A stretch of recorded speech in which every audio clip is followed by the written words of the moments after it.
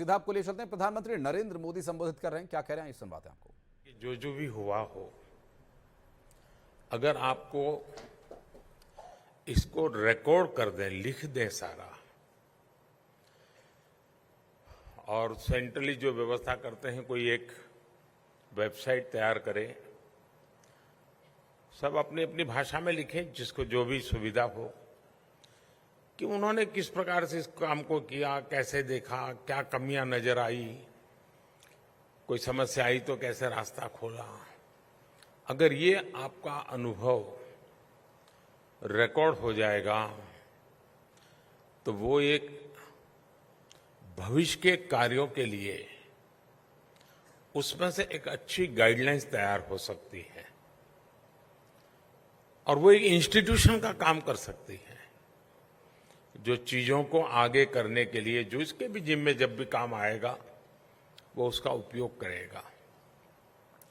और इसलिए आप जितनी बारीकी से एक एक चीज को लिख करके, भले 100 पेज हो जाए, और आप कल तो उसके लिए कपबोर्ड की जरूरत नहीं है, क्लाउड पर रख दिया तो फिर तो वहां बहुत जगह है,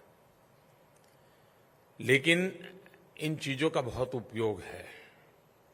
तो मैं चाहूंगा कि कोई व्यवस्था बने और आप लोग इसका फायदा उठाएं। खैर, मैं आपको सुनना चाहता हूं, आपके अनुभव जानना चाहता हूं। अगर आप में से कोई शुरुआत करें, सबसे पहले कौन है?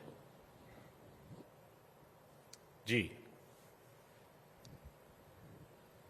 जय हिंद सर, मेरा जय हिंद। नाम पिंकी रानी है और मैं हरियाणा से एक छोटे से गांव गोची से बिलोंग करती हूं।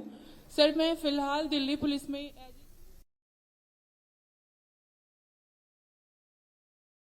प्रधानमंत्री नरेंद्र मोदी मुलाकात कर रहे हैं और यहां पर रूबरू हो रहे हैं और साथ ही साथ उन्होंने यहां मौजूद लोगों से उनके मशवरे के बारे में भी जाना और बातचीत चल रही है। फिर सीधा आपको लिए चलेंगे इस कार्यक्रम में। फिलहाल आपको बता दें, बेमेतरा से एक अहम खबर, जहां बेमेतरा में ट्रैक्टर और गाड़ी के बीच हुई जबरदस्त भिड़ंत, 2 महिलाओं की मौके पर मौत। हादसे के समय ट्रैक्टर में सवार थे 12 मजदूर। बलौदाबाजार में महतारी एम्बुलेंस के कर्मचारी बेमियादी हड़ताल पर। जिला अस्पताल आने वाली प्रसूताओं को हो रही खासी दिक्कत, निजी वाहनों से अस्पताल आने को मजबूर हैं लोग।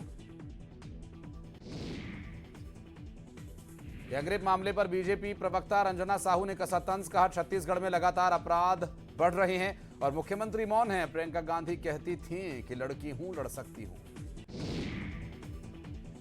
सूरजपुर में हुई गड्ढे में गिरने से 6 साल की बच्ची की मौत। आवारा कुत्तों से बचने के दौरान पानी के गड्ढे में जा गिरी बच्ची। पुलिस ने शव को रेस्क्यू किया।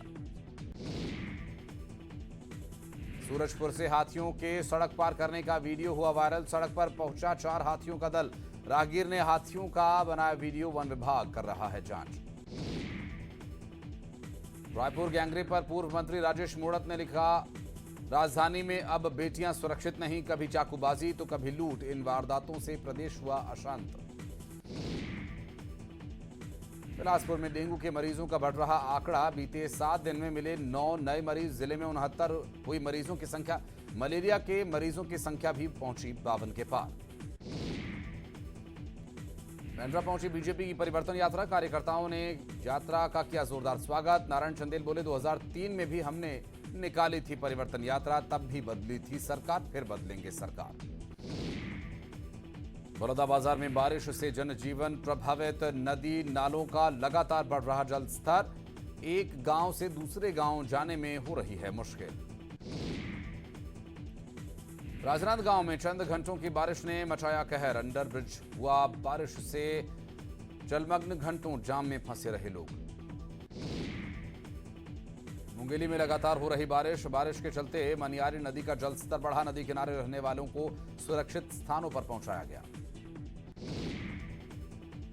बिलासपुर में नशे नेटवर्क का हुआ खुलासा। नशे का नेटवर्क मुखबिर की सूचना पर 5 लाख की चरस के साथ तस्कर गिरफ्तार। पूछताछ में हो सकते हैं कई और बड़े खुलासे। लालबाग के राजा के दर्शन करने पहुंचे अभिनेता शाहरुख खान। शाहरुख खान को देखने के लिए उमड़ी भीड़। बेटे अबराम के साथ पहुंचे थे दर्शन करने। बेटे ने भी लिया बप्पा का आशीर्वाद। 20 अक्टूबर को बॉक्स ऑफिस पर भिड़ेंगी सेनन सिस्टर्स। कृति और नुपुर की फिल्म्स में होगी टक्कर। बड़ी बहन कृति सेनन की गणपत होगी रिलीज। नुपुर सेनन की टाइगर नागेश्वर राव से होगा डेब्यू। फिल्म 3 इडियट्स में एक अहम किरदार करने वाले अखिल मिश्रा की मौत। पत्नी ने मौत की पुष्टि की। पति के निधन से पत्नी को लगा गहरा सदमा। देश में शुरू हुई ऑस्कर 2024 की तैयारी। फिल्म्स के नाम आए सामने। द केरला स्टोरी से लेकर रॉकी और रानी की प्रेम कहानी तक के लिस्ट में शामिल नाम। सिलेक्शन के लिए सामने आए फिल्म्स के नाम। और अब बात राजधानी रायपुर में हुए गैंगरेप के मामले की। जी हां, राजधानी रायपुर में नाबालिग से गैंगरेप के मामले को लेकर छत्तीसगढ़ के मुख्यमंत्री और उप मुख्यमंत्री टीएस सिंहदेव ने ही इस पर सवाल उठाए हैं।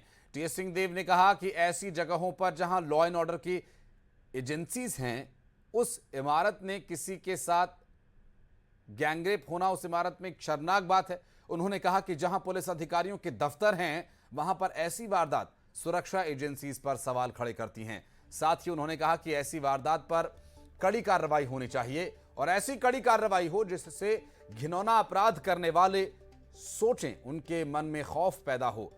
बता दें कि रायपुर में मल्टी लेवल पार्किंग में 17 साल की नाबालिग के साथ गैंगरेप हुआ, जहां पर एएसपी का दफ्तर भी मौजूद है और उप मुख्यमंत्री टीएस सिंहदेव ने इसे लेकर सख्त कार्रवाई किए जाने की बात कही है। ये और ऐसी घटनाएं अत्यंत शर्मनाक हैं और बहुत दुर्भाग्य है कि ऐसी जगह पे घटना हुई जहां आपने बताया कि लॉ एंड ऑर्डर की एजेंसी भी वहां पर है। लोगों में इतना हिम्मत, ऐसा हौसला होना ही नहीं चाहिए। एक तो ऐसा दुष्कर्म करने का और फिर ऐसे स्थान पे करने का, और कड़ी से कड़ी कार्रवाई इसका विकल्प है। दूसरा, मॉनिटरिंग करके हम कैसे जानकारी हासिल कर सकते हैं, पूर्वानुमान कैसे लगा सकते हैं, बहुत कठिन होता है। लेकिन ऐसे जगहों पे तो कम से कम ये कभी।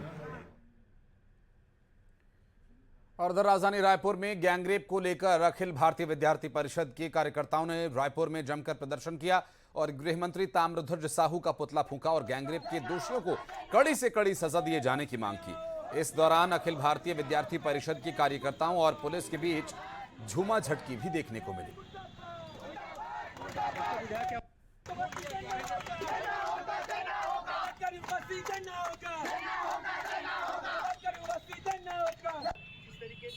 नए हर जगह बलात्कार हो रहे हैं। इससे ये साफ साबित होता है कि कहीं ना कहीं कांग्रेस सरकार बलात्कारियों को संरक्षण दे रही है और जो बलात्कारी हैं, जो अपराधी हैं, वो लोगों का प्रशासन से भय हो गया है और अब वो कानून व्यवस्था से नहीं डरते।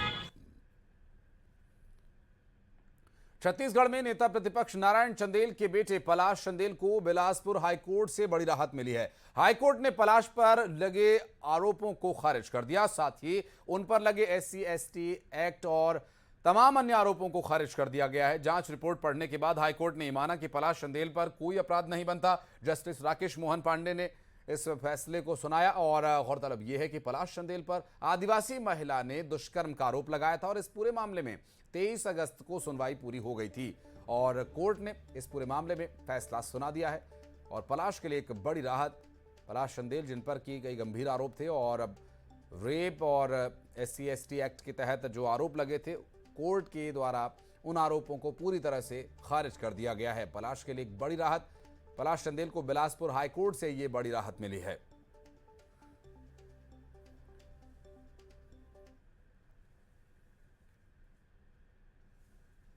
और रायपुर से बड़ी खबर आपको बता दें, बीजेपी मीडिया प्रभारी का एक social media micro blogging site x पर पोस्ट आया। बीजेपी मीडिया प्रभारी अमित चिमनानी ने social media micro blogging site x पर लिखा, पलाश चंदेल को कोर्ट ने राहत दिया। दरअसल माइक्रो ब्लॉगिंग साइट एक्स पर लिखा उन्होंने, बदलापुर वाली कांग्रेस के कारनामे ध्वस्त हो गए, पलाश चंदेल पर लगे तमाम आरोप निरस्त हुए, रमन सिंह और संबित पात्रा पर FIR निरस्त हुई, PSC घोटाले में नियुक्तियों पर हाईकोर्ट की रोक।